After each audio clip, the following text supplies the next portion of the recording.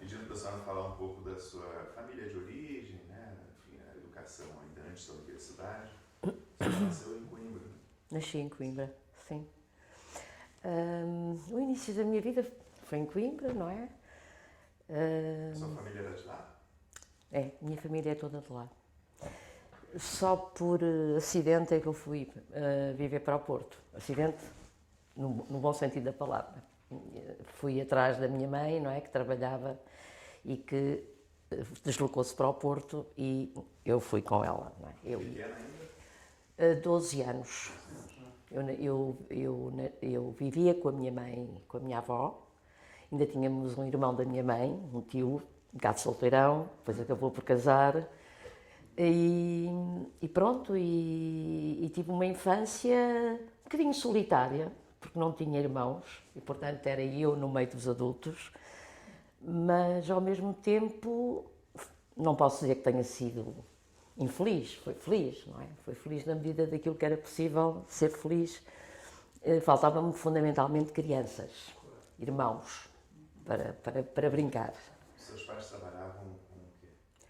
Como? Trabalhavam com o quê? A minha mãe era a minha mãe era operária, têxtil. O meu pai, o meu pai não sabia muito bem o que era, porque ele emigrou para o Brasil e, portanto, isso dá origem a uma outra família, não é? Que ele constitui e que, de alguma forma, eu não conheço, senão há 4 anos atrás.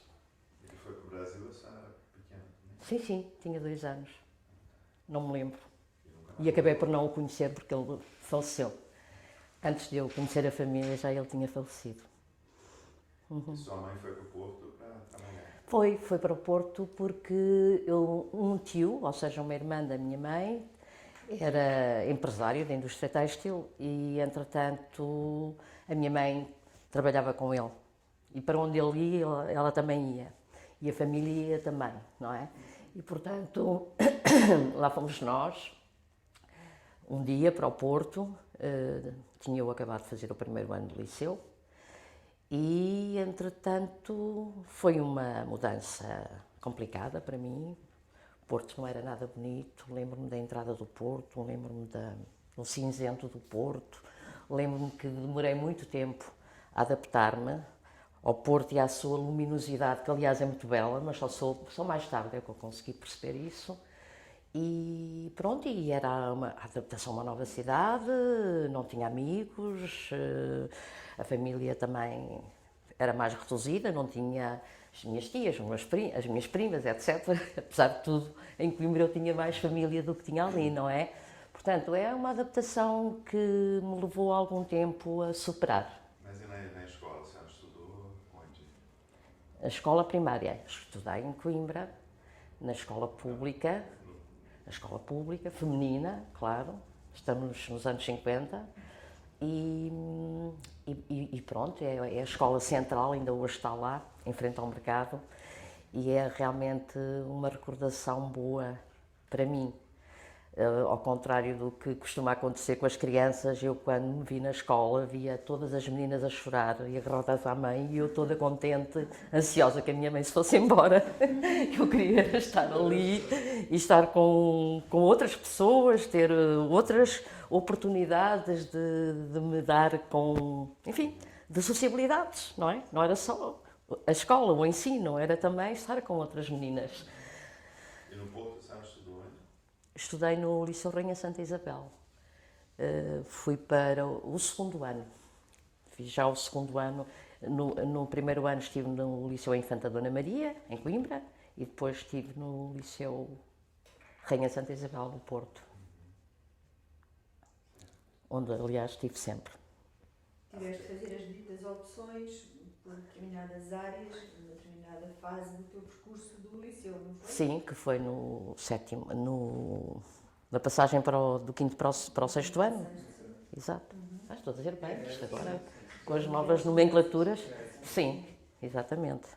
Foi nessa altura que fiz a opção por uma linha que eu não sabia muito bem se era aquela que eu queria, porque eu tinha nitidamente dúvidas relativamente às áreas científicas que abarcavam as alíneas.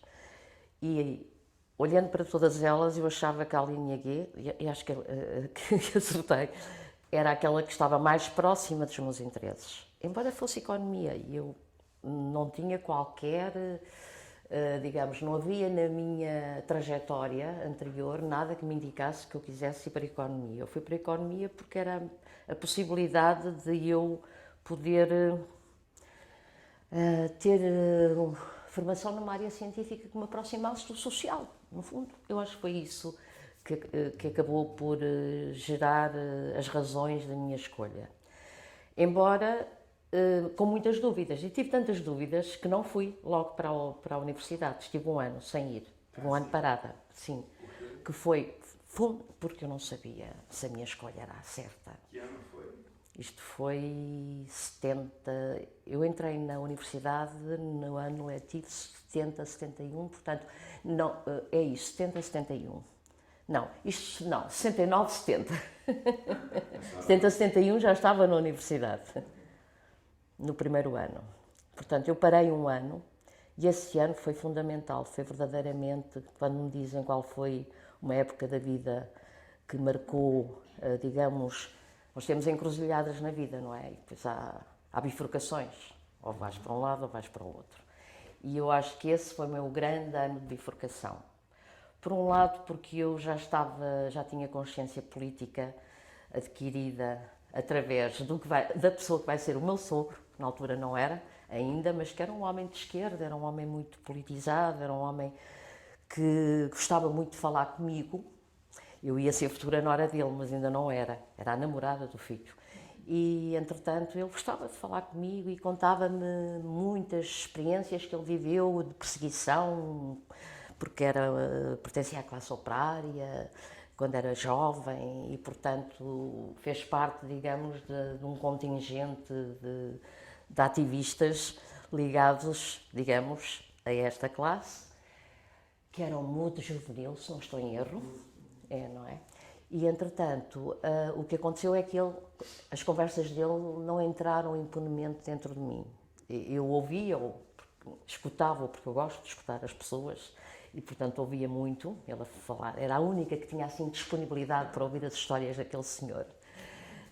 Mas, ao mesmo tempo, eu tinha dúvidas relativamente ao que queria fazer. Então, estive um ano em que li toda a obra de Sartre, toda, e os livros todos, Camus, todos os existencialistas, que eram proibidos no liceu, e, portanto, como eram proibidos, era a minha forma de compensar a minha formação extra Bonifácio. Bonifácio era um manual que havia para os alunos, não é? Que fazia uma seleção muito bem feita, não é? Ideologicamente bem feita, do que nós deveríamos saber da filosofia. Eu, portanto, aproveitei esse ano para fazer essas leituras. Ao mesmo tempo, estive num orfanato de crianças, um orfanato terrível, que ainda está lá, por trás da estação de Campanhã, um grande edifício que agora pertence a uma universidade e que era um orfanato com centenas e centenas e centenas de crianças e jovens que tinham sido abandonados pela família, pelos pais, pelas mães, por várias razões. Eram crianças muito carentes, muito necessitadas de afeto e de disponibilidade. E eu ofereci-me como voluntária para estar lá um ano. Claro que eles precisavam de pessoal e aceitaram-me logo. E foi um ano fantástico também, ao nível dessa experiência. E esse interesse pelo existencialismo surgiu como? Porque, na altura, não é, nas relações que íamos tendo com pessoas... Como é que eu ia te explicar isto? Com pessoas que... com acesso às vezes à informação. Esse meu sogro acabou por ser uma pessoa mais importante do que eu imaginava na altura, mas ele recebia a Seara Nova. A Seara Nova era uma revista muito vinculada, digamos, ao acesso à informação sobre várias... Não era propriamente uma revista literária, não era propriamente uma revista de, digamos, de filosofia, não era de forma alguma. Havia, mas eu ainda não tinha tido conhecimento que havia, não é? Estava a fazer os meus primeiros passos nesse caminho, mas mas a Seara Nova dava-me indicações do que é que eu poderia ler, do que é que não poderia ler. Portanto, isso foi importante. Mas eu própria, quando ia às livrarias, comecei a perceber que Sartre era importante e, portanto, começo a comprar porque não havia problemas relativamente aos filósofos. Depois, quer dizer, depois, embora selecionados, claro, e Sartre e Camus tinham uma obra que, enfim, estava para além de todas as barreiras ideológicas que se pudessem colocar, não era? Era, digamos, um conhecimento europeu, não é? Forjado na França, no centro intelectual mais importante da Europa continental. E então eu percebi que tinha que perceber alguma coisa do pensamento de Sartre e Camus, e foi muito importante, muito, muito. E a Faculdade de Economia, a senhora entrou em 70, 71, acho, o meu primeiro, 71, 72, 72, 73, talvez 71, 72. Estou a fazer agora a marcação com a Revolução. E eu estava no 3º ano, quando foi a Revolução de 25 de Abril. E como é que foi? A experiência de entrar na universidade foi terrível. Economia era um curso completamente desinteressante. Eu sou, digamos, eu faço parte da primeira geração de mulheres que entram nessa universidade. Se olhávamos para os corredores e só víamos homens. A predominância masculina era completamente, assolava-nos a existência, não é? Não tínhamos senão nós próprias, não é? E os nossos colegas, que entraram ao mesmo tempo que nós, para podermos começar a atingir um pouco mais aquelas cores cinzentas e cinzentonas, não é? Que havia no curso de Economia e desde logo nos professores de Economia, não é? Com uma única exceção, que era o Daniel Bessa, que foi meu professor, era meu professor no primeiro ano, e tinha um professor de Introdução às Ciências Sociais, que eu não consigo lembrar o nome, é muito conhecido, mas era advogado, portanto era de formação de Direito, mas dava Ciências Sociais. Eu tive 18. E eu aí pensei, bem, alguma coisa eu devo saber sobre as Ciências Sociais para ter um 18. Nunca imaginei. E pronto, e depois eram as cadeiras de contabilidade, as cadeiras de direito, as cadeiras que não me diziam nada, de econometria. Era uma chumbada completa, sério. Às vezes era insuportável estar nas aulas. Mas aí veio a Revolução. Mas depois veio a Revolução. Foi muito bom. Assim, eu antes da Revolução também tive que me preparar para a Revolução, não é? Porque na universidade eu tinha que conhecer o marxismo, não é? Eu não conhecia o marxismo, só o conheci quando entrei na universidade. E o marxismo foi uma formação clandestina, feita na Associação de Estudantes. Tínhamos reuniões fora de horas, fora das horas de aulas, claro, e fora de horas no sentido de tentarmos controlar os espiões, não é? Para não saberem qual era o círculo, digamos assim, de alunos que faziam este tipo de formação, completamente lateral, não é? Periférica, ao ensino académico convencional. E aí fazíamos leituras do Capital, discutíamos o marxismo, o materialismo histórico, o materialismo dialético. Foi aí que eu comecei a perceber muitas outras coisas, não é? Que juntei à filosofia existencialista, quer dizer, eu fui fazendo aquisições na medida da minha própria experiência. E como era tão desinteressante o ensino superior na universidade, eu cada vez tinha mais vontade era conhecer, de facto, autores e teorias fora daquelas que me eram dadas. Então, isso foi muito importante, porque preparei-me, de facto, para compreender melhor as nossas circunstâncias históricas, políticas, ideológicas e para mobilizar-me também para ações, por exemplo. Estou-me a lembrar, enfim, já foi antes da Revolução. Antes da Revolução, nós já fazíamos movimentos dentro da faculdade, à medida, digamos, de outros movimentos que se faziam na matemática. Nós estávamos no Edifício dos Leões, que é hoje a reitoria da Universidade do Porto. Era aí que nós estávamos, na parte de cima do edifício, num sótão, mas tínhamos convivência com os nossos colegas de matemática, os nossos colegas de engenharia. Eu tinha aulas de matemática como se estivesse num curso de matemática, portanto ia tendo de facto uma possibilidade de cruzamento com outros colegas que não reduziu o meu mundo ao mundo das mulheres. Se eu fosse para uma faculdade de letras, isto não aconteceria. Isto para uma pessoa que não viveu, provavelmente, penso que pode ter sido a sua experiência de estar o mundo masculino separado do mundo feminino. Eu estava a fazer a minha experiência de cruzamento com o mundo masculino. Até então, foi a primeira vez que eu estive com homens, no sentido de rapazes, colegas, a ter a mesma formação que eu, porque até então era tudo feminino, tudo feminino.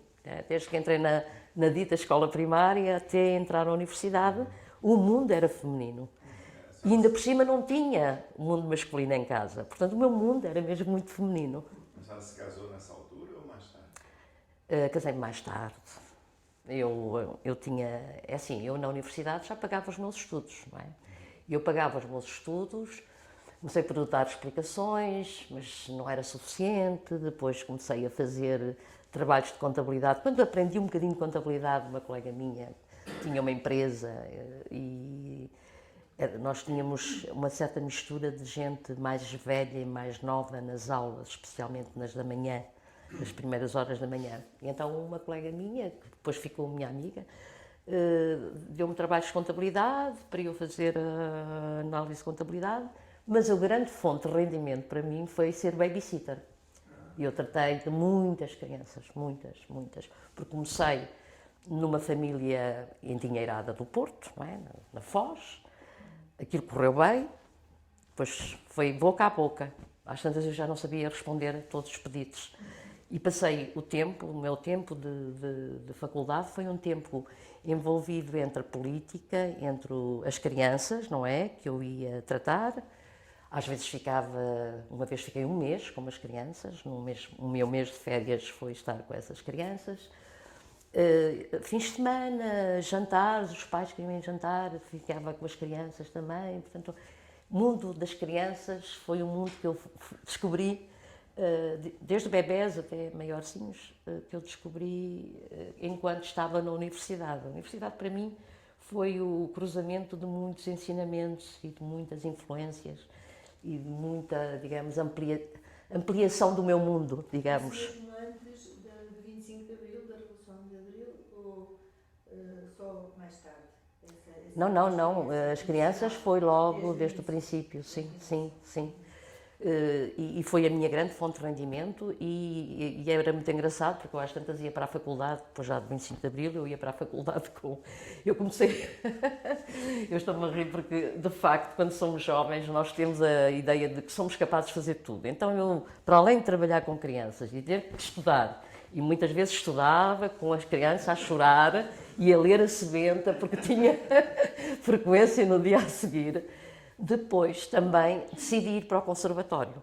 Então entrei no conservatório e fui para as aulas de solfejo e de aprendizagem básica, portanto, das notas musicais, e depois escolhi o violino, que é espantoso, porque eu já tinha 21, 22 anos e o meu professor de violino era o primeiro violinista da Orquestra Sinfónica do Porto. E eu pensei, onde é que eu me vim meter logo com o primeiro violinista? O que é que ele vai dizer? Mas ele foi muito encorajador. Ele não só me ofereceu um violino, ofereceu no sentido, emprestou-me um violino, porque era caro, eu não tinha dinheiro para comprar um violino, exprimi-lhe a minha vontade de saber música. E ele deu-me um violino, no sentido de eu usar enquanto estivesse em formação. Eu não conseguia ter tempo para treinar o meu violino, não é? Porque a música, especialmente quando é tocada por um violino, demora muito tempo. Então, passado 2 anos, eu disse, professor, eu vou desistir, e ele achou que eu tinha feito uma boa decisão, porque já não era a idade para aprender violino, e eu aceitei, mas ele deixou-me fazer a experiência. Isso é que eu gostei daquela atitude encorajadora. E por isso eu ia para a faculdade de violino, com um saco, porque ia ficar em alguma casa, e com os livros. Era sempre a minha imagem, A imagem que tem de mim, que eu às vezes já esqueci, não é? Mas já as pessoas que me conhecem desde essa altura lembram-se de mim com o violino, com os livros, assim, na mão, e com um saco, para ficar em casa de alguém. Agora, o 25 de Abril, a senhora lembra como foi? Foi surpresa? 25 de Abril, não, havia sinais de que... Havia muitos sinais. Era preciso... De facto, não havia jornais, não havia informação, não havia jornais que nos dissessem vai haver uma revolução. Ela foi acontecendo, e os sinais eram as manifestações operárias, os estudantes. Em 73, eu lembro-me de me juntar a uma manifestação operária, estudantes e operários juntos, era assim que era a palavra-chave da nossa implicação, digamos assim, naquele movimento. E lembro-me, inclusivamente, os militares invadirem, as forças de segurança invadirem a universidade, e corri muitas vezes à frente daqueles senhores. Fechávamos a porta à chave do anfiteatro, metíamos num anfiteatro até tudo acalmar, depois lá saíamos. Portanto, havia assim havia uma atmosfera, digamos, de que qualquer coisa estava a acontecer, e nós tínhamos também informações que eram dispersas, mas que reunidas davam-nos a noção de que estávamos perante um acontecimento muito importante. E lá está, o meu sogro também me deu essa indicação do que estava a acontecer através do lado dele, digamos assim, das suas fontes de informação. Também foi fazendo o relato. Tu eras membro da direção da Associação de Estudantes? Não.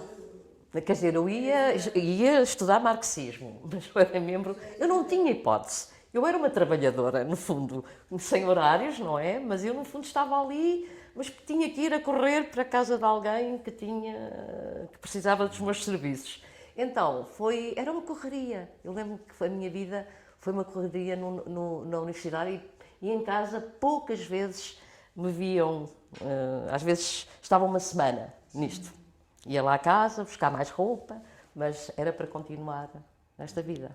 Agora, o 25 de Abril afetou de que forma o final do seu curso depois? Foi fantástico, porque nós mudámos a estrutura curricular toda do curso de Economia. Estudantes? Nós e professores. Fizemos justiça à Revolução, não é? A estrutura curricular não podia, aliás, no ISCTE também foi discutida com alunos.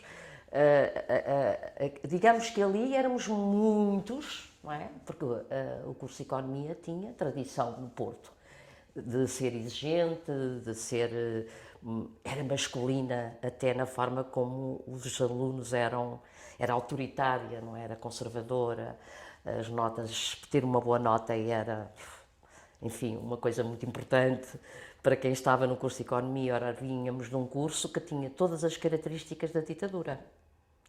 Autoritária, patriarcal. Não é? Os professores foram trocados? Não? Os professores foram, sim, foram. Como é que se diz? Foram saneados. Ai, eu não me falho.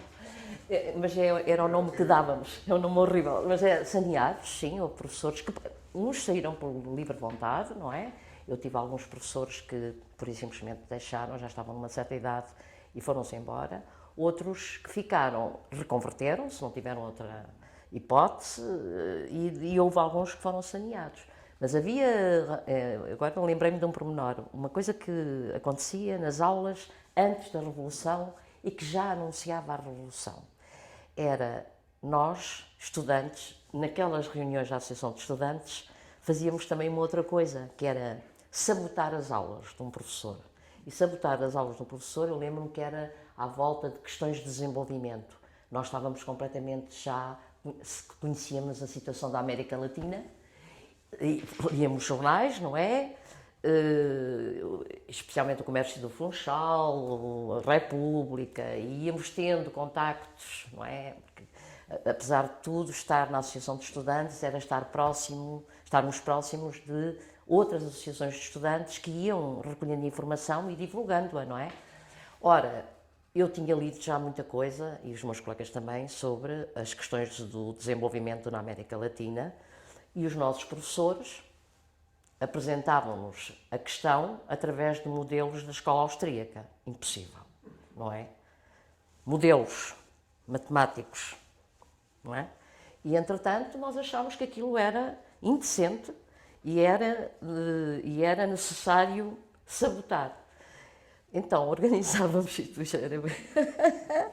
eu não vou dizer os nomes dos alunos que estavam nessa turma e que faziam a apologia dos professores, não vou dizer, porque alguns são figuras públicas, mas esses estavam à frente, a dizer que sim ao professor. Eram os yes men do professor. Então, nós espalhávamos pelos anfiteatros, no anfiteatro. Então, organizávamos as nossas intervenções. Primeiro começas tu, mas sempre em pontos completamente distanciados, que era para não fazerem ligações a grupos. Então, havia uma pergunta que tinha lá de cima, que eram os anfiteatros muito altos. Professor, mas eu li no jornal que não é bem assim, que se pode explicar o subdesenvolvimento, as relações com os Estados Unidos, o imperialismo. Bem, professor ruborizava, ficava sempre muito vermelho. Estou a ver o professor. Ficava muito vermelho. Às vezes eram meninas que lhe faziam colocavam as questões, eu era também uma delas, mas ele não conseguia já dar aula. Porque ele, na ansiedade de querer apagar aquele registro e apoiado por essa falange, não é? Que estava na frente do anfiteatro, nós íamos fazendo o que podíamos, não é? Mas lançávamos a semente, ela ficava lançada. E depois apanhava quem quisesse apanhar. Isso, organizar a estratégia de sabotar as aulas onde mais longe se estava da realidade económica, isso foi muito importante. Muito importante. Tenho saudades de fazer isso. Eu tinha muito medo quando eu tinha perguntas e agora, será que eu vou colocar bem a pergunta? Mas colocava bem a pergunta e pronto. Mas depois na fase já do 25 de Abril, a transformação foi total, porque nós demos as nossas aulas, as nossas férias de verão, logo a seguir ao 25 de Abril, estás a ver isto, portanto, julho, agosto, acho que foi julho e agosto. Estivemos 2 meses dentro de um colégio, que era um colégio muito fino, na Rua de Santa Catarina, lá em cima, já não me lembro o nome, que nos deram as instalações, não estavam lá as crianças, então estava tudo no verão. Nós passámos esse verão dentro desse colégio a organizar, por temas, a estrutura básica do curso de Economia. O que é que devia ter, o que é que não devia ter. Abriram-se novos departamentos, um deles foi das Ciências Sociais, não é? Que ficou aberto, e depois o de Gestão, e depois o de Contabilidade, e depois os de Macroeconomia. Eu gostava imenso de Macroeconomia. E, portanto, eu, quando vi a estrutura, isto era feito em turmas, portanto, dividíamos por turmas, alunos e professores, para tratar de assuntos muito concretos. Aqueles que eram mais controversos exigiam depois o alargamento a um público maior. Recordas-te de alguns professores? Recordo-me. Dessa época já? Sim, eu acho que o José Madureira Pinto já lá estava. Já lá estava. Lembro-me, sei lá, mas não só, o Silva Peneda, que era um professor que nós adorávamos. Ele, nessa altura, andava de jeans, sandálias e cabelos compridos. Hoje, o Silva Peneda é uma pessoa muito respeitável ainda. Mas é um homem muito coerente. O Miguel Cadilho também estava lá, nesta nossa procura de encontrar uma estrutura. Ele colaborou.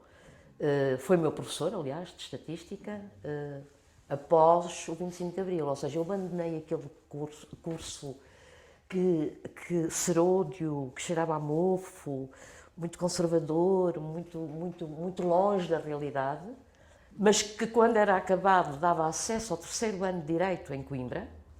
Tantas eram as disciplinas de Direito, e muita gente fez isso, mas eu sou da geração que no 3º ano apanha o 25 de Abril, tive essa sorte. Tive, portanto, um ano só de aptos, não era aptos, Era aptos, era. Aptos. Portanto, não houve avaliações, todos passaram com aptos, o que foi um grande problema. Depois, quando quis vir aqui para hoje, tive que ir andar à procura das notas. Depois tínhamos um novo sistema de classificação, que era qualitativo, não era quantitativo, A, B, C, que eram, portanto, grupos de notas. E quando o curso começou a funcionar em novas instalações, porque entretanto passámos para o campo, digamos hoje, o campo universitário, onde está a Faculdade de Medicina, de Engenharia, etc. Fomos para lá e foi de facto espantosa. Essa transição foi espantosa. Foi entrar no mundo que como é que eu posso dizer? Era um mundo que nós esperávamos depois da Revolução. Era aquele, não é? E eram as matérias que nós queríamos discutir depois da Revolução. E era a formação que nós ambicionávamos ter. Fizeste tese de licenciatura? Não havia tese de licenciatura, não. Quando terminou a licenciatura? Diga? Quando terminou a licenciatura? Ora bem, 74, 73, 74, 75, 76. Eu acabei em 76, parado. Acabei em outubro de 76. E começou a dar aula logo?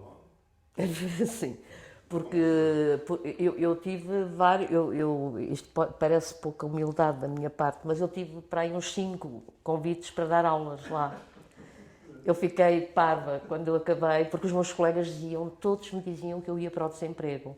Porquê? Porque eu gostava de ciências sociais, gostava de macroeconomia, eu queria ser um Vítor Constâncio, sonhava ser um Vítor Constâncio.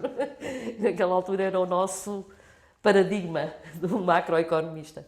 Hoje já não é, de forma alguma, mas naquela altura era. E então eu adorava as cadeiras de macroeconomia e de ordenamento de território. Ainda hoje adoro ordenamento de território. Eu, se pudesse, ia ali para o IGOT e fazer uma formação em ordenamento de território, porque é realmente uma área fantástica. E então, isto para dizer que... Já não me lembro da pergunta. Não, o 5 emprego. ofertas de emprego. As ofertas depois. Então, tive desde teorias do subdesenvolvimento até teorias da transição para o socialismo. Naquela altura são cadeiras que existiam, não é? Faziam parte obrigatória de uma formação em ciências sociais. Ordenamento do território também. O Miguel Cadilho também me convidou para estatística, não sei bem como, mas realmente eu sabia estatística na altura, não havia computadores, tínhamos só máquinas de calcular, portanto era preciso saber toda a teoria estatística. E o professor Madureira Pinto faz-me também o convite. E eu, claro que eu queria dar aulas de Sociologia. Foi a última cadeira com que eu acabei o meu curso de Economia. Isso é uma coisa que me marcou, porque era uma cadeira optativa de 1 ano e eu tive a ocasião de discutir com ele muitas coisas, porque ele às vezes era muito estruturalista e eu ia lendo várias coisas, que vêm desde o existencialismo, e colocava questões e tínhamos belíssimas discussões nas aulas de que sempre saíamos muito satisfeitos, tanto eu como ele, e que acabavam por ser terminadas já depois da aula, às vezes. E então, isso deu-me a oportunidade de abrir um novo livro da minha vida, que era, em termos de formação, que era a Sociologia. E, olhando para trás, eu percebo porque é que estive aquele ano, de facto, à procura do meu destino escolar na universidade. É porque eu queria ser assistente social. Nessa altura eu disse assim, eu quero ser assistente social. Tinha estado com aquelas crianças muito pobres, achava que havia muita coisa a fazer. Só que alguém, muito ajuizadamente, disse-me, nunca escolhas serviço social. Eu disse, mas porquê? Porque estás atrás de uma secretária a dar esmolas. E se pensas que vais ter uma intervenção comunitária como tu gostarias de fazer, não vais. Não tens autonomia suficiente para o fazer. Podes vir a adquirir, mas vai levar algum tempo. Bem, eu ouvi aquela versão e disse, que horror, não era exatamente isto que eu queria realmente com o curso de Serviço Social. E foi aí que eu fiquei naquele beco sem saída e aproveitei aquele ano. Isto porque eu já me tinha esquecido deste pormenor. Sociologia era o que eu queria. No fundo, Quando eu acabei o curso, pensei, mas era Sociologia que eu queria fazer. Mas não havia o curso de Sociologia em Portugal. E, portanto, havia estes caminhos, estas trajetórias errantes e erráticas, às vezes, por várias áreas, para tentar encontrar aquilo que realmente nos satisfaz. E quando o professor Madureira Pinto me diz, eu trato ainda para professor, não consigo tratar de Madureira Pinto, porque ele foi, de facto, um professor para mim. Quando eu começo a conhecer a epistemologia das ciências sociais, autores,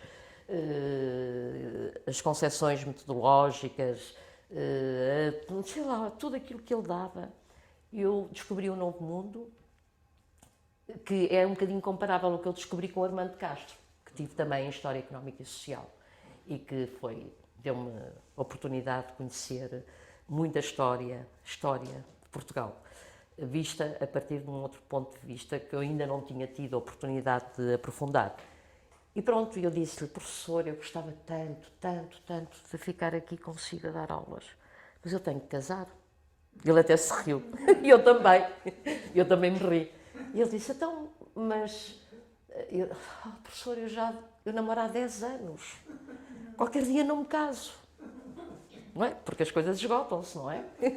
E eu não queria esgotar aquele meu projeto, aquele meu objetivo, que era casar com aquele homem. Então, sacrifiquei imensa coisa. Não estou muito arrependida, às vezes arrependo-me, mas sacrifiquei realmente muita coisa na minha vida para poder aproximar-me, no fundo, da cidade onde eu sabia que iria viver, que era Lisboa. O teu marido já estava em Lisboa? O meu marido é Lisboeta.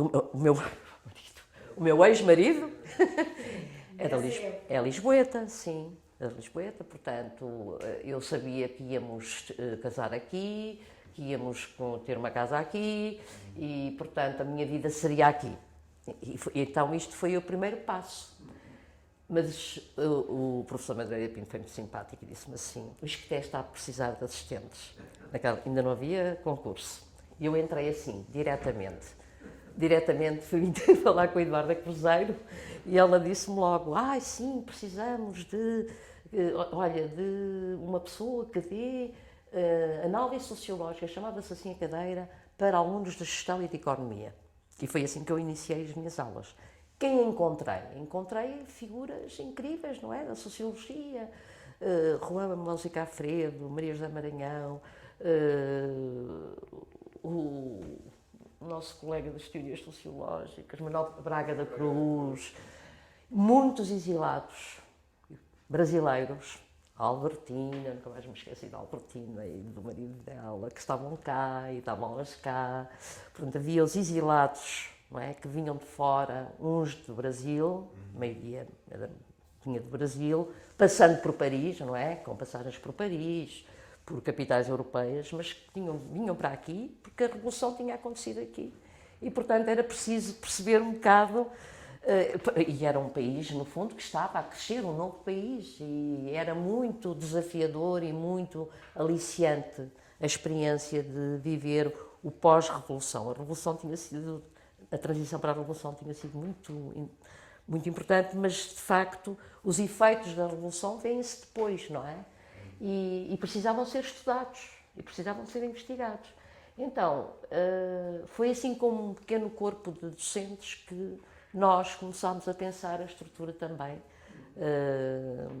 a estrutura curricular de Sociologia. Do Perac. Era bem recente, né? Muito recente, não é? A senhora veio então morar em Lisboa e casou-se, afinal. Casei-me. Seu marido fazia o Podia quê? não ter casado, mas casei. Ele fazia o quê? Trabalhava aqui? Trabalhava aqui, no Isqueté. O meu ex-marido, nessa altura, era um jovem, ele mais jovem que eu, 2 anos, era estudante de medicina, portanto eu também comecei a fazer os contactos com estudantes de medicina que eram colegas, não é? Colegas dele. E eu lembro-me de dar aulas aqui e ir almoçar à cantina da universidade, onde estavam, de facto, os estudantes de medicina a almoçar. Era a minha oportunidade de me encontrar com o meu namorado, mas fui conhecendo muita gente que depois, mais tarde, foram muito importantes também na minha trajetória em termos da escolha que eu fiz, não é? Em termos de investigação. Sociologia da saúde. Sociologia da saúde e da medicina, sim, sim. Refeitório da medicina. Como? No refeitório da medicina. Sim, no próprio bar deles, dentro da Faculdade de Medicina. Eu conheço praticamente todos os cardiologistas da minha geração, e outros que não foram cardiologistas, mas depois vim a encontrar, por motivos que são conhecidos, foi a pesquisa que eu fiz nos hospitais. Mas tu passaste da gestão, de alguns anos de docência em gestão, e depois mais tarde sim. é que deste Estive, aulas sim. em Sociologia. Sim, foi o primeiro ano, foi dado a alunos de Economia e Gestão, e entretanto depois foi, portanto, o primeiro ano, 76, 77, 77, 78, eu acho que foi 78, 79 que eu tive a primeira turma, ou 79, 80 que eu tive a primeira turma para Sociologia mesmo, não é? Introdução à Sociologia para sociólogos. Portanto, participaste também na estruturação desses programas? Sim. Aliás, até enviei uma vez alguns papéis que eu encontrei lá em casa para o arquivo aqui do ISCTE, com a ordem de trabalhos, não é? E a distribuição de tarefas para professores e alunos. Tínhamos um grupo muito aguerrido, não é? Liderado pela Maria João Rodrigues, MRPP, portanto, Ana Cristina Batista, que nos faziam assim um braço de ferro muito grande na discussão das matérias. E nós conseguimos, de facto, enfim, reduzir o mais possível as dimensões da controvérsia à volta dos conteúdos. O Braga da Cruz era o homem que fazia o ponto de ordem, que dirigia as reuniões. Eu era jovenzinha, estava a aprender, não é? Eu estava a lembrar-me da outra experiência, mas a aprender, de facto, a viver essa experiência do outro lado. E foi uma experiência muito boa, muito boa. Foi tão boa quanto a outra, mas de uma maneira diferente, não é? Porque era a primeira estrutura curricular de Sociologia, não é? Isso era muito importante. Os conteúdos tinham que ser muito bem pensados. Entretanto, nasceram os teus filhos nesse percurso e nessa trajetória, sim. antes mesmo de teres feito... Sim, nasceram. Em 79 e 81 nasceram, sim, o Rodrigo e o Miguel. Como é que foi conjugar a vida académica com a vida... Não foi fácil, porque não foi nada fácil, porque eu tinha um marido que estava a acabar, quando nasceu o meu primeiro filho, ele ainda não era licenciado, estava a acabar a licenciatura de Medicina. Depois, quando nasceu o outro filho, estava a fazer o internato geral. E, portanto, eu fui fazendo, digamos assim, o meu percurso... Eu estudei muito Sociologia, muito.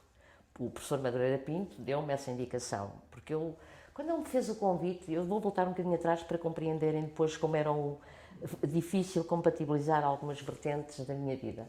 Ele disse-me assim, eu disse-lhe assim, mas eu acho que eu não estou preparada, professor. Isto foi a segunda parte da conversa.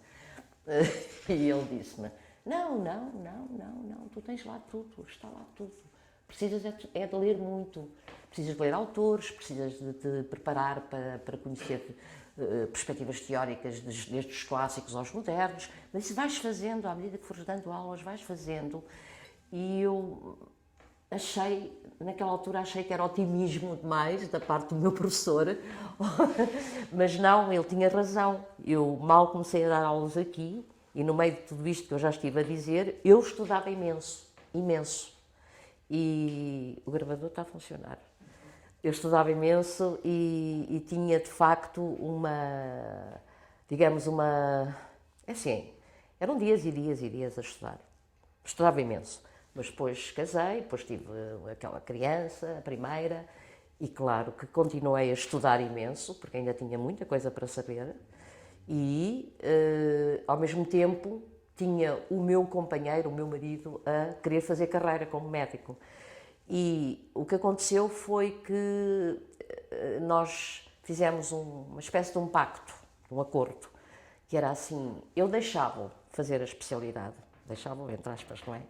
Avançava para a especialidade e eu ficava na retaguarda a tomar conta das coisas, não é? Da casa, que ainda dava aulas, não é? Mas depois ia para casa, não é? E tinha as retaguardas assim para assegurar. Quando ele acabasse o exame de especialidade, eu avançava para o doutoramento. Estava mais ou menos bem distribuído no tempo, embora eu tivesse que iniciar um pouco antes dele acabar a especialidade. Mas o que aconteceu foi isso, foi uma certa negociação. Era a família da dupla carreira, não é? Cada um tinha que fazer a sua carreira. Nós chamamos na sociologia da família a família de dupla carreira. Dupla carreira. Porque cada um tinha uma carreira para fazer, ambas eram exigentes. Eu tinha que fazer um doutoramento, estava a chegar ao limite do tempo em que eu tinha que apresentar no Conselho Científico aqui da escola uma proposta de tese que tinha que ser discutida no Conselho Científico, para a qual eu tinha que ter um orientador. E isso foi um grande problema, não é, para mim? Era uma exigência? Era uma exigência. Surgiu em que momento essa exigência? Existia na universidade. Desde o início, ou seja, os assistentes, éramos assistentes. Agora começa-se por ser imediatamente professor auxiliar, só se entra com doutoramento. Naquela altura não. E por isso é que eu pude fazer a minha aprendizagem durante aqueles anos, não é? De 76 até ao momento em que eu faço esse pedido, já tinham passado 8 anos, para aí, 8 anos, entretanto tinha tido filhos, entretanto, esta coisa que eu estava a contar. E, portanto, eu faço o meu pedido, eu lembro-me que o meu primeiro ano de equiparada à bolseira foi 1985, quer dizer que eu em 84 tive que apresentar um pedido para fazer uma tese de doutoramento. E aí sim é que eu tive que definir várias coisas, não é? Quer dizer, o doutoramento não era um curso, era... Não era nada, não tem nada a ver. Nós estávamos sozinhos, professores, não é? Cada um no seu cantinho, era mesmo cantinho, a pensar o que é que ia fazer, a escolher o tema, a justificar o tema, eventualmente a pedir um financiamento. A SNICT já existia nessa altura. SNICT já existia, tinha acabado de surgir, era o INICT, depois é a SNICT. E eu arranjar um orientador, que essa é que foi a parte mais difícil da questão. Arranjar um orientador, porque não havia ninguém da Sociologia da Saúde em Portugal. Ou seja, as áreas de especialização sociológica ainda eram reduzidas, não é? E esta Sociologia da Saúde não se encaixava em nenhuma daquelas que eram clássicas. Quer dizer, podia-se cruzar com muitos autores e muitas perspectivas de outras. Mas era a Sociologia do Trabalho, a Sociologia Urbana, a Sociologia do Desenvolvimento e a Sociologia Agrária. Não. A Sociologia Rural, exatamente. Sim, pois. Mas assim estou a ver naquela altura. Sim, Eram as principais, eram estas. E depois foram-se desagregando, claro. Mas eram as 4 grandes áreas de seminário, porque faziam-se um seminário no fim do curso de licenciatura. E quem acabou sendo o seu orientador? Como? Seu orientador, quem foi?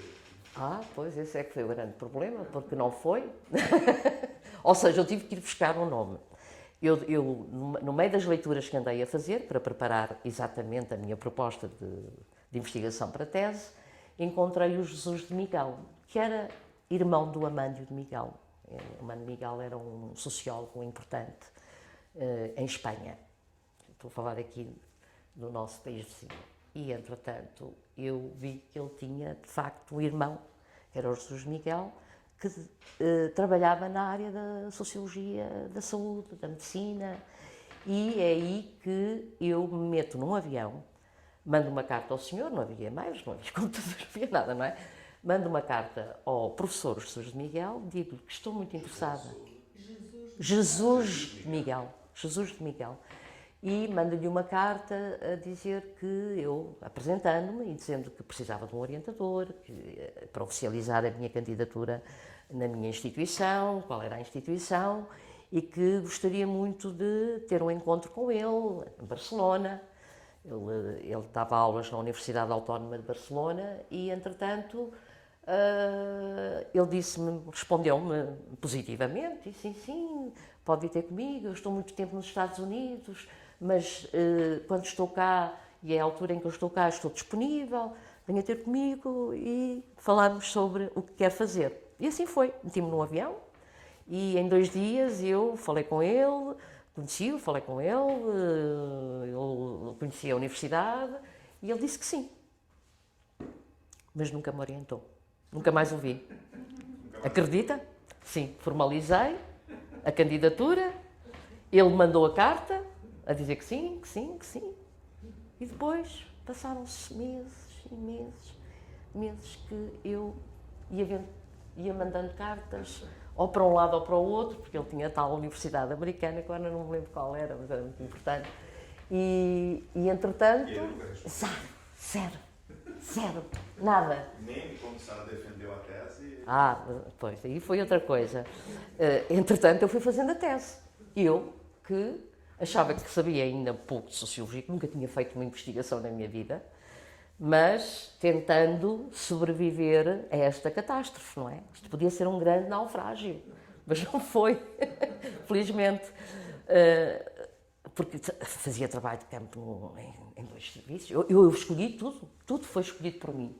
Todas as decisões, os momentos digamos, como nós chamamos, aquelas encruzilhadas que aparecem nas teses, será que é possível, será que não é possível, avanço assim, avanço desta maneira, avanço daquela maneira, foi tudo feito com muito tateando e avaliando os avanços que eu ia conseguindo fazer.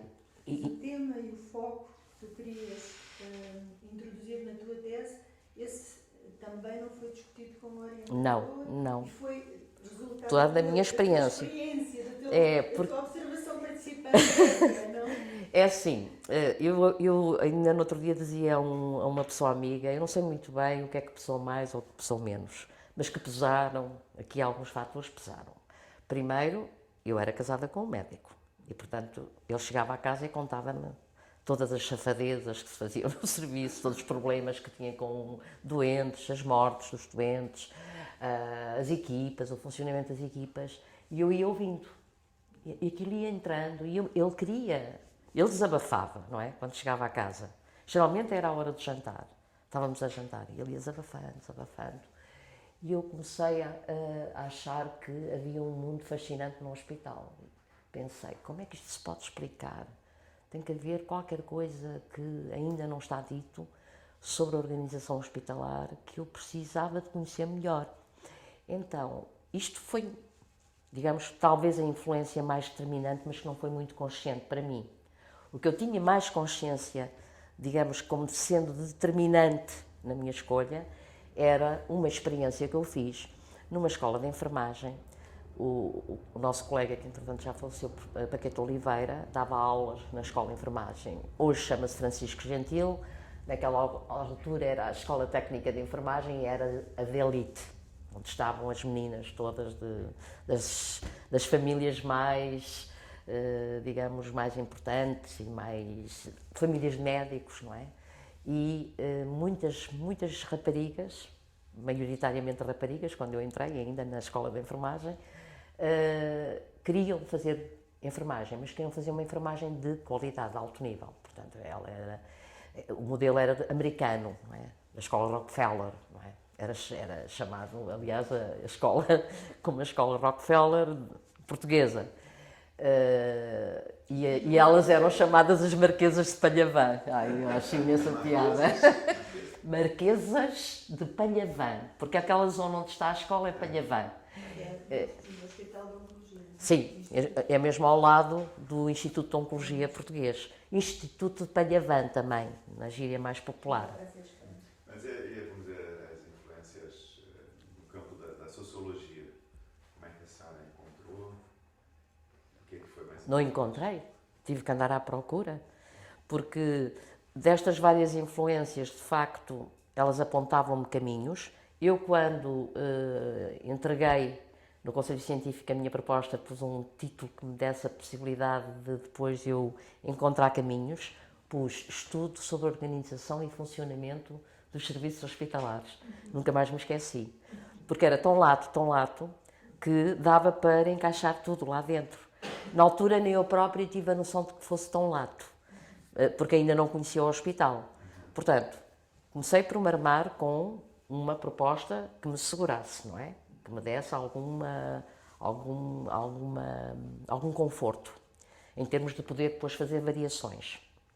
Mas a escola de enfermagem, que eu estava a dizer, onde dei aulas, foi importante na medida em que eu não ia só dar aulas. A partir de certa altura estive lá tempo suficiente para perceber que era muito importante eu conhecer com os alunos de enfermagem, as alunas, eram mais alunas, os campos de estágio. E os campos de estágio eram duros. Eram crianças oncológicas, com doenças oncológicas, eram as maternidades. Estive na maternidade Alfredo da Costa muitas vezes com elas e, portanto, é assim, eram lugares de estágio que me davam uma certa sensibilidade à forma como a saúde era vivida, a experiência de saúde e doença dentro de organizações hospitalares. E ambas eram, não é? E em termos de autores, leituras, o que é Em termos de autores, leituras, eu comecei por fazer... comecei por partir, digamos, dos clássicos, não é? Que eu andava a ler. Ainda não tinha descoberto Foucault, por exemplo, nessa altura. Mas comecei a encontrar... Não havia computadores, portanto, era preciso ir aos lugares onde estão as coisas. E eu comecei a perceber-me dos artigos que eu ia lendo, quer ainda à Escola Nacional de Saúde Pública, eu digo assim porque é muito perto da nossa, é ali ao pé do estádio do Sporting. Ia para a Biblioteca da Escola Nacional de Saúde Pública, ia para o Instituto Franco-Português, porque eu percebi que podia encomendar teses defendidas em França, fazendo um empréstimo de tantos dias para eu ter a obra e poder ter acesso a essa informação. E não havia nada publicado assim em Sociologia da Saúde. Havia uns livros anglo-saxónicos que faziam introduções à Sociologia Médica, Medical Sociology, que era uma secção que já existia desde os anos 60 nos Estados Unidos. Pois é, perguntar. A parte anglófona... Irving Goffman, Sim, claro, que eu conhecia o Irving Goffman, mas... White, Sim, o Boys in White, do Becker, Há um outro livro, The Student's Physician. Como é que se chama? É o Becker e é o... Ai, agora deu-me uma branca. Eu irei lá. Havia um outro estudo clássico, dois estudos clássicos da sociologia médica, não é? E da educação médica, e mais da educação médica. Estes, claro que nos permitem ver a organização hospitalar na dimensão de escola médica, porque ela está misturada, não é? Nos hospitais mistura-se com a atividade clínica.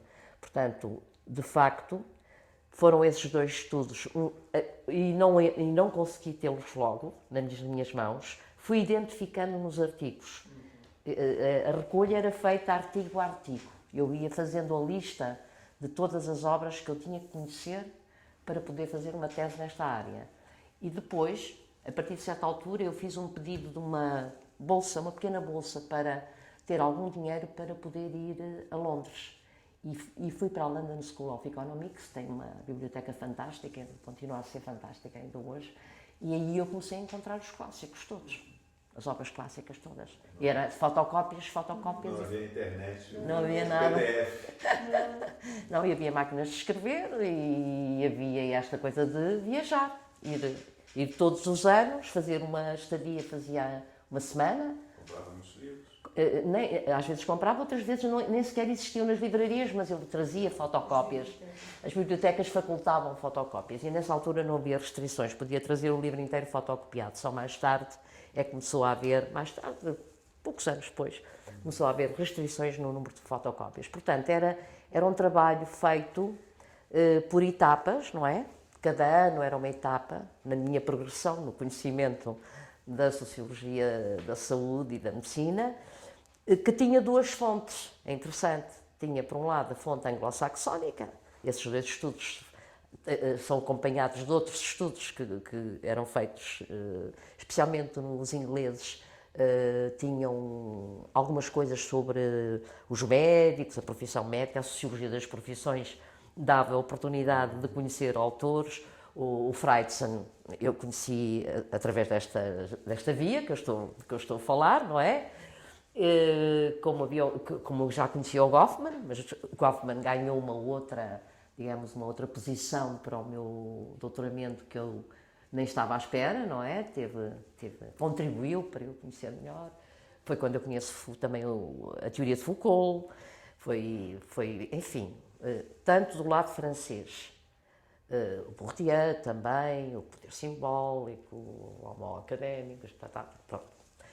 Portanto, temos, por um lado, as influências francesas e, por outro lado, as influências anglo-saxónicas, porque eram partilhadas entre Inglaterra, Austrália, portanto, o mundo anglo-saxónico também fazia coisas interessantes.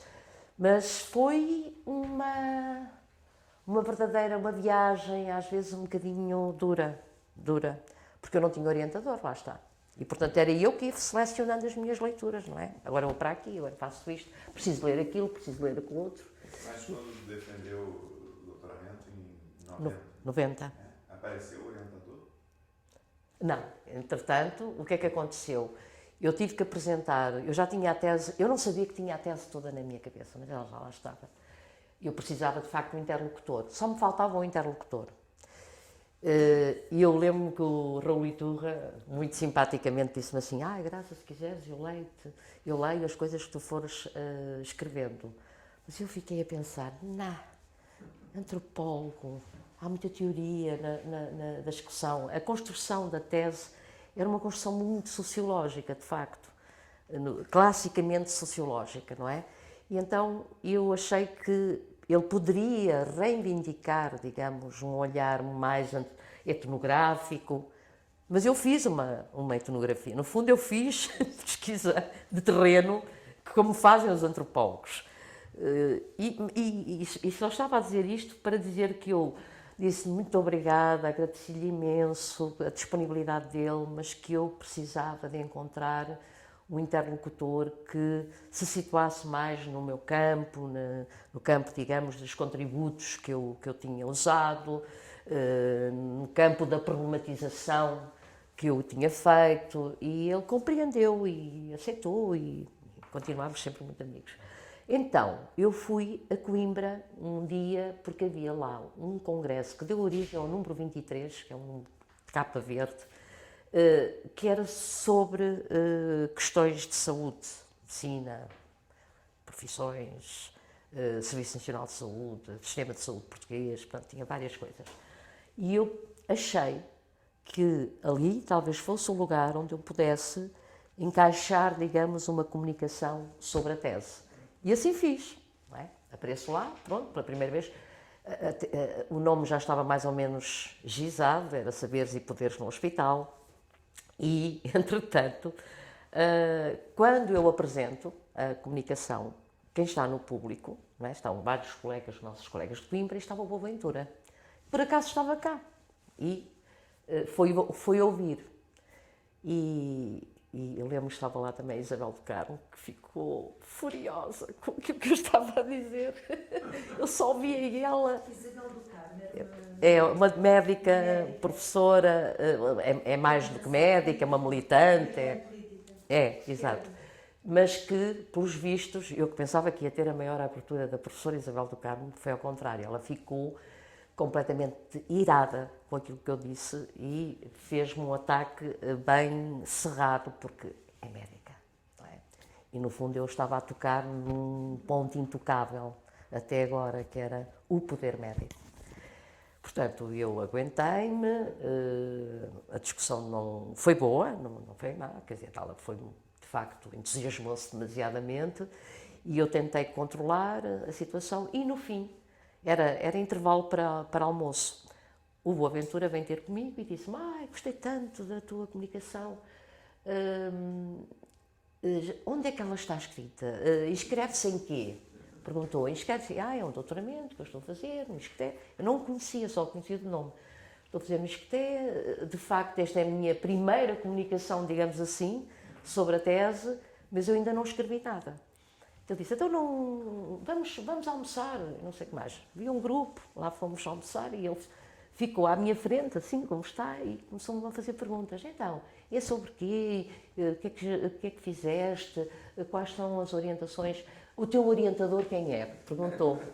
E eu disse: é assim, Eu formalmente tenho um orientador, está lá no ISCTE, o nome dele e a aceitação dele.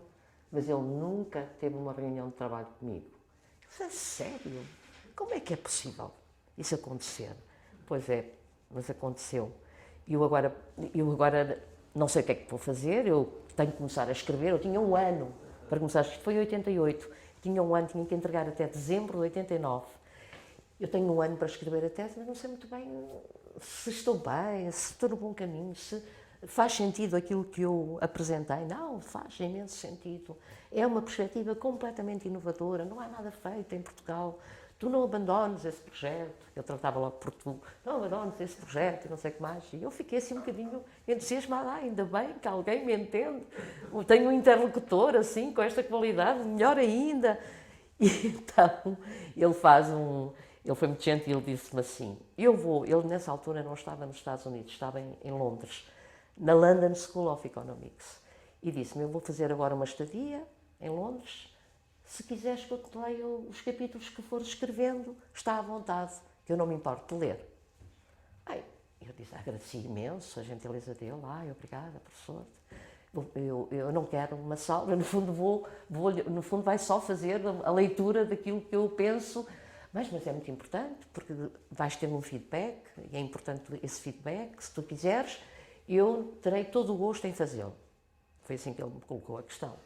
Bem, eu vim-me embora e pensei, estava com a Karen Wall e a Lígia comigo a trabalhar, e elas diziam, vai lá, aproveita. Elas incentivavam-me, aproveita, ter um leitor da tese é fundamental, tu não começas a escrever e depois precisas dessa orientação para ler, tem que ser alguém que esteja sintonizado também contigo. E eu, tanto ouvi que mandei-lhe uma carta. Eu lembro-me tão bem que nessa carta eu começava a dizer, muito timidamente lhe peço que a cena, a partir da sua sugestão, que pudesse ler os capítulos que eu vou escrevendo, tal. E assim foi. E ele respondia? Ele disse-me, podes quando quiser mandar o capítulo que achares que deves começar a fazer. E eu comecei a fazer a segunda parte, não é? A parte empírica, o tratamento da informação empírica. E, portanto, ele começou a ler o primeiro, mandou-me uma carta entusiasmada. Eu tenho essas coisas lá guardadas porque realmente às vezes dá-me vontade de recordar isto. Estou a ficar velha. Então, mandou-me, ótimo, não mudas nada, é mesmo isso. A minha tese, eu acho que as pessoas vão pensar que eu estou a mentir. Eu não mudei uma vírgula. Tal como saiu, ela estava tão preparada na minha cabeça, eu é que não sabia que estava. Mas o Boaventura, ele elogiava, mas fazia alguma sugestão? Não, mandava-me cartas a dizer, fantástico, gostei. Era o espaço físico e simbologia, era a primeira parte. Era uma parte que eu gostava muito. Tinha visto muita coisa e tinha construído, digamos, um modelo de como integrar vários autores. Porque, entretanto, eu continuava a fazer pesquisa teórica, não é? Porque eu tinha que renovar, eu tinha que saber o que é que se estava a fazer lá fora. Então, ele lê, manda, passa para o segundo. Tudo bem, passa para o terceiro. Tudo bem. Eu às vezes penso, será que ele lê? Porque eu estou a ler. Claro que ele lia, não é? Claro que ele lia. E, entretanto, esses feedbacks positivos foram muito importantes, até que chego ao capítulo teórico, não é? À primeira parte. Aí eu estava muito insegura, porque era testar, pela primeira vez na minha vida, a minha capacidade de teorização, por um lado, a minha capacidade de organização metodológica de uma pesquisa, para quem nunca tinha feito nenhuma, não é? Era a primeira. E, por outro lado, como é que a reflexão epistemológica se tinha funcionado bem, porque eu estava a trabalhar. No fundo, eu estava a recolher informação diretamente num serviço, depois noutro serviço, ainda em hospitais diferentes, e isso era qualquer coisa que eu também nunca tinha feito, não é? Gerir a minha presença e toda a produção, digamos, de identificações e de identidades, que era preciso ser cautelosa, gerir a minha presença no sentido de sair um bocadinho sair da pesquisa, e eles terem a certeza que eu não dizia nada sobre o que se passava dentro do serviço foi fundamental também, que eram os momentos até da minha reflexão teórica. Estava um mês sem lá ir. Mas depois que eles faziam uma festa tão grande, quando eu chegava, que eu dizia, pronto, está a correr bem, eu sinto-me integrada. Eu ia fazendo estes balanços, ia fazendo estas experiências, digamos assim, no sentido de perceber se estavam criadas as boas condições para eu poder avançar com segurança na interpretação das minhas notas, não é? Do meu diário de campo, dos registros que eu ia fazendo. Então, isto para dizer que a parte teórica foi a última, o capítulo teórico foi o último que eu fiz, cheia de medo. E é o Boaventura que me diz, eu sou-se a ti a Londres, eu já estava cá, porque ele disse-me isto cá, encontramos aqui numa coisa que houve no Instituto Ricardo Jorge, e ele disse-me, sou-se a ti a Londres, fazer uma atualização. Eu disse, professor, mas como é que eu depois integro, incluo? O capítulo está praticamente já escrito. Não há problema. Nota de pé de página, este respeito, tal, e incluís mais um autor, e mais outro autor, e mais outro autor. Isso acontece a todos nós. Nós, quando estamos no fim de uma tese, estamos ainda a receber, e continuaremos a receber, muita informação de outros autores que trabalham sobre os nossos objetos de pesquisa. E eu assim fiz. Fui a Londres, fiz uma última viagem a Londres no sentido de recolher tudo o que era recente e fui incorporando na tese. E realmente não se nota, não se nota. Está incorporado como mais um autor, com uma notinha de pé de página. Quer dizer, Boaventura foi o seu orientador de Acabou por ser ele, mas só para escrever, no fundo. Mas e na defesa, esse orientador formal apareceu? Claro. Não. Eu mandei... Eu fui apresentar... Esta história tem algum interesse. Ainda existia a Jugoslávia, não é? Ainda não estava dividida. A Jugoslávia de Tito. Foi em 89 que aconteceu, não é? O desmoronamento da Jugoslávia. E eu, em 88, em setembro de 88, vou à primeira conferência, nós tivemos aqui uma o ano passado, em junho, fui à primeira conferência da Sociedade Europeia de Sociologia Médica. Nessa altura era só Medical Sociology. European Society of Medical Sociology, agora é European Society of Health and Medical Sociology. E não havia nada, não se sabia nada sobre políticas de saúde em Portugal. Eu não fui apresentar nada da minha tese. Eu estava naquele momento em que ia começar a escrever. Eu podia ter apresentado a comunicação que apresentei aqui, mas eu pensei, não, numa conferência internacional em que não aparece nada sobre Portugal, eu tenho que apresentar um trabalho que eu tinha publicado na Sociologia, Problemas e Práticas, que é Políticas de Saúde num País em Mudança. E apresentei, e ainda bem que apresentei. Foi importante, as pessoas não sabiam nada sobre o sistema de saúde português e isso levou-me lá. Fui a Zagreb e perdi-me. É a propósito dos membros do seu júri. Exatamente. Encontrei, o avião fazia escala em Milão, encontrei o Jesus de Miguel. E ele faz uma grande festa e eu devo ter pelo meu rosto mostrado que não estava nada satisfeita. Mas ele não se desconcertou. Ele, olá, Graça, então, como é que vai a tese? Tudo bem? Eu, sim, estou a acabar a tese. Já estás a acabar a tese? Então, e queres... Não, professor, não quero nada de si. O professor não me orientou. Portanto, eu agora tenho um outro orientador. Ele não queria acreditar no que eu estava a dizer. A cara dele mostrou como ele ficou completamente surpreendido. E eu disse-lhe que já havia um outro, já tinha substituído, e substituí. Quando comecei a escrever, eu fui lá abaixo e disse que queria fazer a substituição deste orientador por este orientador. Expliquei as razões, mais ou menos na altura, porque é que o fazia. O orientador ficou sendo... Boaventura, claro, para ele formalizar, não é? Já que eu tinha a gentileza de ler, ao menos formalizá-lo também como um orientador. E o que aconteceu foi que ele esteve claro, no meu júri, no júri de doutoramento, estava o Boaventura. O Jesus de Miguel zangou-se comigo. Zangou-se comigo, ou seja, eu já estava zangada com ele. Mas ele ficou zangado comigo. Porque nunca mais me falou durante essa conferência. Ia ia tentando desviar-se, digamos, daquela portuguesa. Pelos vistos, ele achou que eu o tinha atraiçoado, mas não atraiçoei. Ele é que me atraiçoou, não é? Nas minhas expectativas.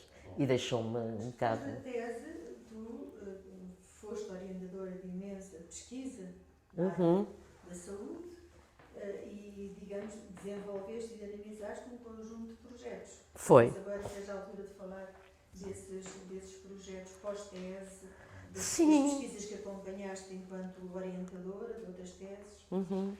Exatamente. Portanto, a partir do momento em que eu comecei a orientar, não é? Obtive o grau de doutora. Por acaso fui a primeira pessoa a obter o grau de doutor com o ISCTE, como universidade que podia conferir graus. O Afonso de Barros pôs uma notinha, naquela altura só havia papéis, não é? E pôs uns cacifes e eu vi a minha nota e a nota dizia faço notar, eu até tenho quase de cor isto, faço notar que este é o primeiro doutoramento dado pelo ISCTE como instituição universitária autónoma, ou seja, já com o secretariado da Leonor Muralha, portanto, a construir as condições, tanto que esperei um bocado para fazer a defesa da tese. Mas quando eu passo a ser orientadora, de facto, começam a vir-vos várias pessoas que, enfim, que leram um livro, no fundo, o livro era o veículo. E não só para Portugal, no Brasil eu sou mais conhecida do que sou em Portugal, o que é incrível, porque é um país tão grande. Mas toda a gente conhece os Saberes e Poderes da Graça Carey Pinheiro. E isso... Foi editado na Afrontamento. Foi editado na Afrontamento. A Afrontamento não teve... Eu propus que eles fizessem uma edição também para a língua brasileira, porque eu disse, há muita gente que me comunica comigo e que lê, e já fui lá e já percebi que eles leem e conhecem o meu trabalho, mas eles nunca fizeram. Eu sou um bocado, nesse campo, têm algumas hesitações que não são compreensíveis. Mas eu comecei a orientar muita gente. A maior parte dos meus orientantes, uns vinham com a vontade de replicar a tese. Mas eu disse, não. Isto pode servir de base para fazer muitas outras teses à volta de saberes e poderes médicos. Eles têm ação, há práticas que vocês têm que compreender. Então, fiz uma quantidade. Uma dúvida que eu ia perguntar, o seu marido também era um interlocutor da pesquisa da tese? Ou já era ele marido? Não. O meu marido, na altura, o meu marido não era interlocutor, nem queria ouvir falar. Nem queria que eu fizesse tese. Às tantas, eu já nem queria que eu fizesse tese. Estava cheio de medo do impacto que a tese pudesse ter junto, digamos, da sua profissão, dos seus colegas, não é? E, portanto, eu nunca tive como interlocutor. Ele nunca quis saber. Era um assunto tabu lá em casa. O que aumentou mais a minha solidão, não é? Porque nem com ele eu conseguia... Mas teve efeito no mundo dele, médico? Mas teve efeito. E eu não sei se algumas vezes os efeitos não lhe apareceram à frente dele, não é? Como efeitos negativos. Pronto, porque é assim, quando eu comecei a divulgar a tese, estive em alguns sítios públicos onde estavam médicos, eles enterravam-se nas cadeiras, sim. Enterravam-se nas cadeiras porque não estavam à espera que alguém pudesse ter feito um trabalho destes que fosse tão aprofundado, não é? Fosse tão longe no aprofundamento. E, por outro lado, era muito engraçado, porque alguns vinham ter comigo e disseram, eu sei exatamente quais foram os serviços que a professora estudou. E eu, pronto, ainda bem que sabe, mas não me diga, porque eu também não disse. Nós ambos sabemos. Era a minha forma airosa de... Porque, no fundo, eles queriam a confirmação, não é? Queriam dizer, sim, foi no serviço tal e no serviço tal. Não estava identificado. E, portanto, isto era uma questão que eu tinha que estar sempre muito precavida. Eu dizia sempre, ainda bem que identificou. Ambos sabemos quais foram os serviços. E eles riam-se, sorriam, porque percebiam que eu não ia dizer onde é que tinha sido. Mas claro que era... Bastava o espaço físico, não é? Para dar a noção em que o hospital... Era mais difícil saber o serviço de medicina aqui, porque aqui havia 4 serviços de medicina e no outro hospital havia só 1. Portanto, foi assim, o meu então marido, de facto, não gostou da ideia, não gostou do processo, ganhou anticorpos e talvez tenha isso estado na base do divórcio, não sei, mas como um fator longínquo, haveriam outros. Agora, retomando no Brasil, né? Como é que começou esse contato? O Brasil foi um contacto. O primeiro contacto foi com a Escola de Enfermagem de Ribeirão Preto. Porquê? Porque tinha estado cá um casal, não é?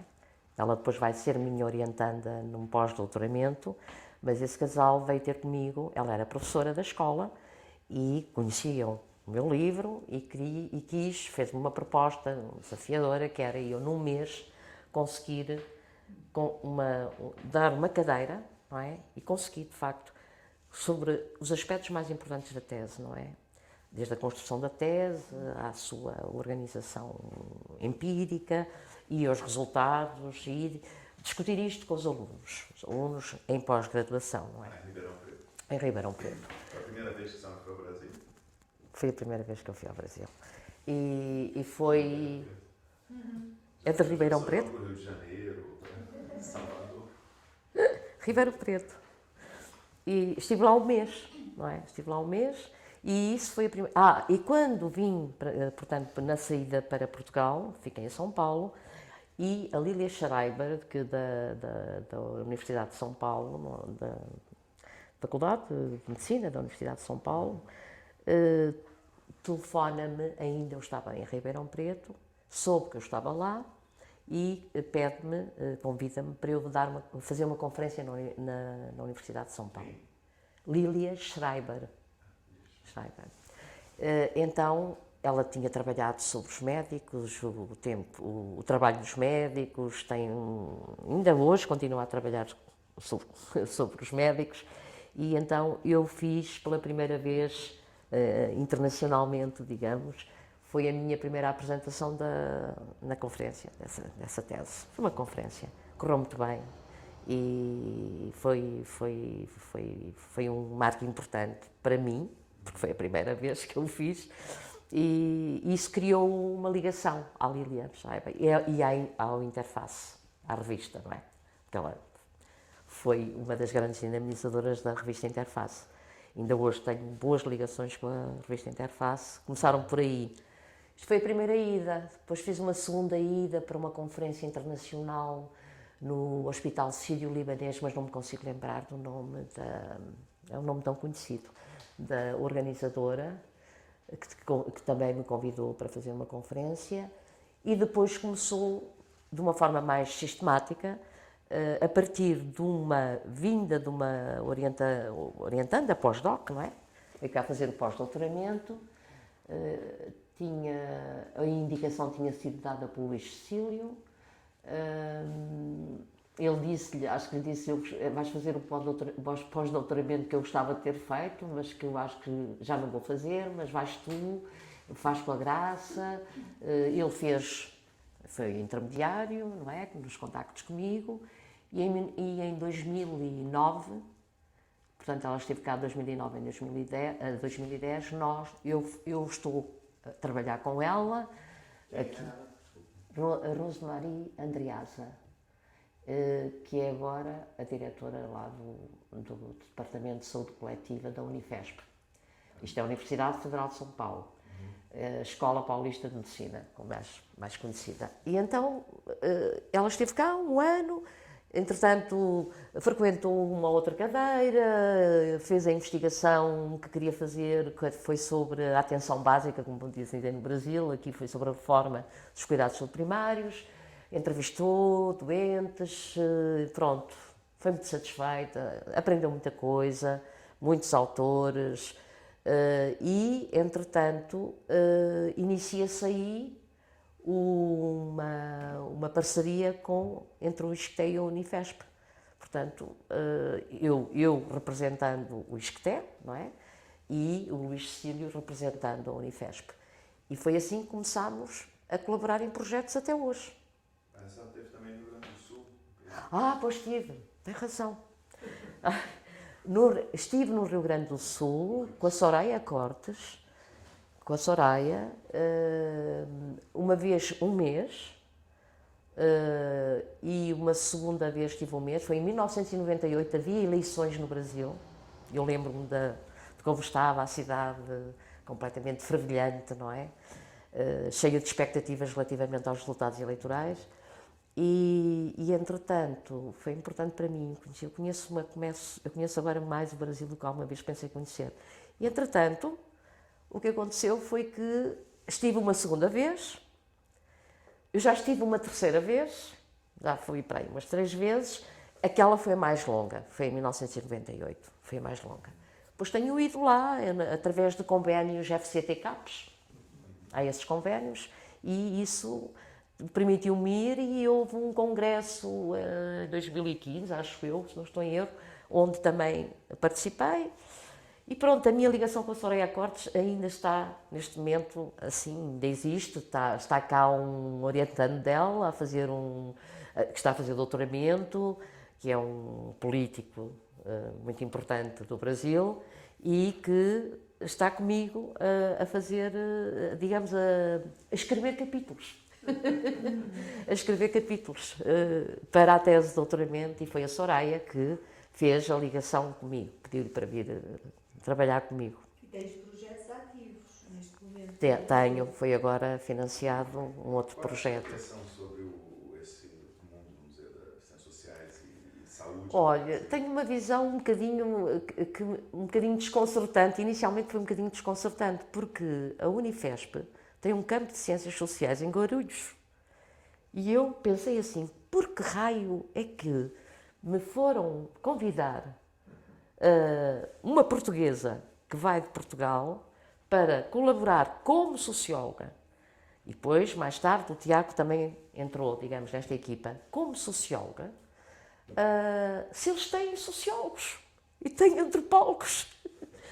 Isso foi uma coisa que sempre me deixou intrigada, e relativamente ao qual eu acho que nada é dito. Nada é dito no sentido de me dizerem que razões é que são. Porque estão lá, estão longe, dão-me razões, não temos muito contacto. Portanto, eu trabalho com médicos de saúde coletiva.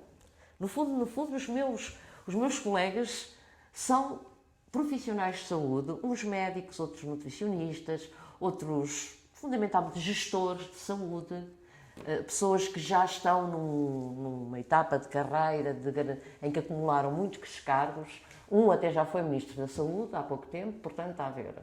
Trabalho com pessoas que são muito mais gestores e políticos de saúde, para além de serem médicos de saúde coletiva, do que sociólogos, antropólogos. Não tenho muito contacto com sociólogos e antropólogos lá. Eu acho que eles também não querem ter comigo. Depois começaram a perceber que realmente iam saindo publicações, artigos, fundamentalmente, em que aparece o meu nome, não é? E isso, digamos, divulga mais do que nós queremos divulgar o que estamos a fazer, não é?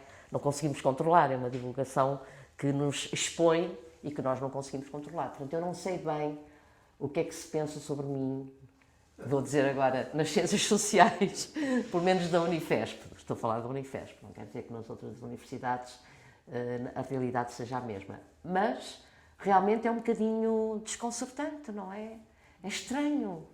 E isso, não sei se foi pela minha intervenção, que de alguma forma foi uma intervenção menos carregada de preconceitos ou então de conflitos, de algumas conflitualidades que possam existir entre a saúde coletiva e a sociologia da saúde, porque eu acho que eles não têm uma sociologia da saúde.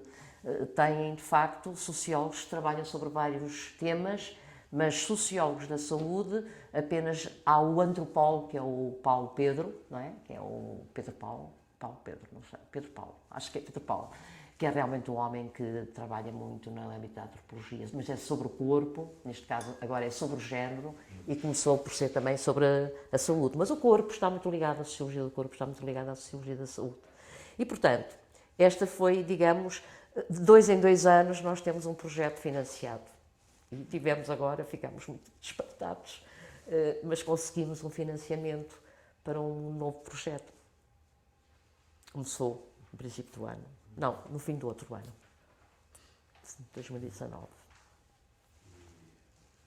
Bom, e agora, recentemente, é a professora emérita, né? Exato. Ai, muito recentemente.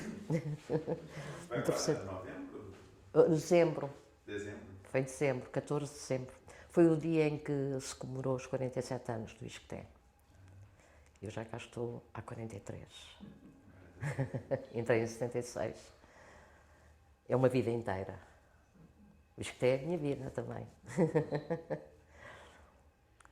mais. Bom, tem uma Sim, aquela pergunta questão final, que eu não é? sempre costumo fazer para os nossos entrevistados. Se a senhora tivesse que destacar um livro, uma leitura, um autor da sua trajetória que marcou, o que é que lhe vem à mente? Tem que ser da área das ciências sociais? Não? Há tantos que marcaram.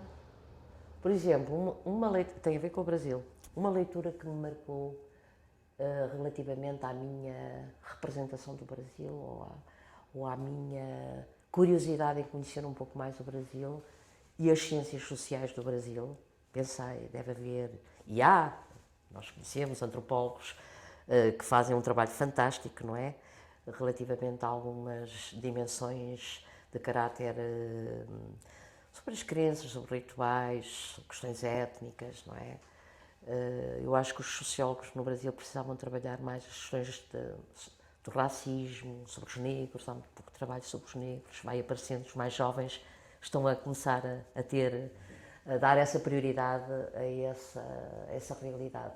Mas um dos livros que, por exemplo, me marcou, e talvez tenha sido por pensar, amanhã vou estar numa entrevista e de certeza que me vão fazer perguntas sobre o Brasil. Pode ter condicionado um bocadinho esta resposta, mas eu vou tentar descondicioná-la. Mas vou-lhe dizer já uma coisa, um dos livros que me fez despertar imensa curiosidade foi o Josué de Castro, A Geografia da Fome e 7 palmos de terra em um caixão. Eu li esses 2 livros e fiquei... A senhora leu depois já ter ido ao Brasil? Antes de ter ido ao Brasil. E foi um sopapo no estômago. Fiquei... porque nós estamos longe de conhecer uma realidade tão colocada no limite de um caixão, não é? O limite é um caixão. E é um limiar de fome, não é? E de privação e de pobreza que os europeus não estão preparados, não é? E o José de Castro é muito, independentemente de... Eu nem conheço muito bem o José de Castro enquanto filiações, onde é que ele se enquadra, mas realmente eu achei que aquele relato, aquele ensaio, eram 2 ensaios, tinham aberto uma porta que eu não tinha aberto aqui, obviamente porque as situações de fome e privação não atingem aqueles limiares. Então, isso impressionou-me imenso. Em termos de sociologia, há vários livros que me impressionaram. O Métier de Sociólogo, por exemplo, impressionou-me pela dificuldade em lê-lo, inicialmente, não é? Agora o Brasil tem aquelas maravilhosas traduções, já mais cuidadas, e que nos fazem ultrapassar estas dificuldades. Na altura não, era tudo na língua original. Então a sociologia francesa tinha, de facto, o métier de sociólogo. Foi isso que me permitiu, digamos, vestir a roupagem de socióloga, não é? Há outros, eu gosto muito do trabalho do Goffman e, portanto, tenho alguma dificuldade em escolher, mas claro que escolheria o estigma, não é? Escolheria os asylums também. Deu-me imensos pontos de vista para conseguir perceber o hospital como instituição total, o hospital como sistema panóptico, o Strauss, o hospital como ordem negociada, para além do Weber, não é? Você pensou o hospital como uma burocracia. Portanto, eram perspectivas completamente distintas, mas ao mesmo tempo todas interligadas. Não se consegue perceber o hospital sem esta interligação. E, portanto, para mim, não me impressionou no sentido do conteúdo, mas impressionou-me no sentido do caráter decisivo que teve para o meu pensamento sobre a importância da dimensão informal nas organizações de saúde, neste caso o hospital, foi a Ordem Negociada, do Strauss. Foi fundamental, para além dos 2 livros da educação médica, de que falámos logo no início. Claro que o Foucault também, já falei nele, houve um ou outro livro que foi muito importante. E portugueses, nós temos obras sociológicas de fundo que são fundamentais conhecer, para conhecermos, e aí tenho dificuldades até em encontrar um que se saliente mais do que o outro, mas temos excelente produção sociológica e tive que a conhecer toda, porque eu, durante estes anos todos, os 43 anos, eu nunca larguei o primeiro ano. E isso foi muito importante. O primeiro ano para mim, da licenciatura de Sociologia. Os que estão a chegar, não é? E esse trabalho sobre os que estão a chegar obrigou-me a conhecer, a ter muita informação e a conduzi-los para o conhecimento de obras que eram fundamentais, produzidas por colegas desta universidade e de outras, e que abriam portas para um novo olhar, não é? Sobre a sociedade portuguesa. Portanto, acho que vou sair daqui e vou pensar, porquê que eu não falei naquele livro que era tão interessante? E vou-me esquecer, mas há um do Freitzen, também foi muito importante, Professional Powers. Eu conheci o Freitzen ainda, numa das minhas idas à Inglaterra, com o Lourdes Rodrigues, o Carlos Gonçalves, portanto, eram as conferências da Sociologia das Profissões, conheci-o ainda, e ele é um autor de primeira ordem, não é? Para as questões que eu gosto de estudar. Então, a profissão médica, por exemplo, ele tem um que é The Medical Profession, e depois tem um título um bocadinho mais longo, e depois Professional Powers, um pouco mais tarde. Muito bem, está ótimo. Ótimo. Bom, então, agradecemos mais uma vez. Nada, foi um prazer. Foi um prazer.